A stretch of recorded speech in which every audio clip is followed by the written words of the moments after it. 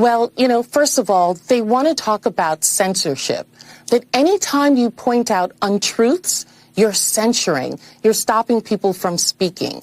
It's not that we're not stopping people from speaking. People can speak, but we're also going to give the American people the truth so that they can have science and facts and history against wild, outlandish claims that the Republicans are trying to get. That's not only going to keep them from going to the polls or suppressing vote or telling untruths, but is also really very detrimental to the American people. It's not that we're not stopping people from speaking. People can speak. Why would the Republican leadership and the committee majority give a hearing and a platform to the witnesses today, specifically to Mr. Kennedy? Now, many of my Republican colleagues across the dais will rush to cover that they have Mr. Kennedy here because they want to protect his free speech, that they do not believe in American censorship. This is not the kind of free speech that I know of. It's a free country. You absolutely have a right to say what you believe, but you don't have the right to a platform, public or private.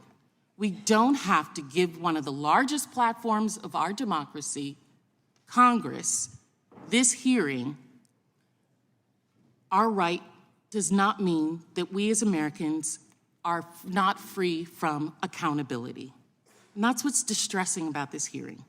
Even knowing what they know about Mr. Kennedy's hateful, evidence-free rhetoric, and even though they've invited any number of witnesses to make their point,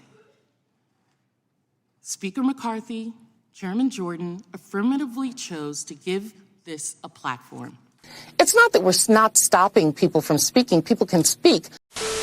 I believe that over the next year, Americans are really going to learn what the Biden administration has done to support American families and drive down inflation and all the good works that they're doing. Sure. I have to bring this up, and since the door was opened, I'm deeply concerned about the fact that there were FEC reports brought up. Mr. Kennedy, you acknowledged that you don't know where those came from. You said that you have no affiliation with those, that PAC, that super PAC, I believe. The ranking member said she was deeply concerned about the affiliation, and we seem to have a guilty by association theme going on here. And so I just have to state for the record that I myself am deeply concerned about the affiliation of the convicted sex trafficker, Jeffrey Epstein, of which the ranking member took campaign donation money from. So I think that's the beauty of the First Amendment, is that we have a right to say what we want to say, but we also have the right to be offended.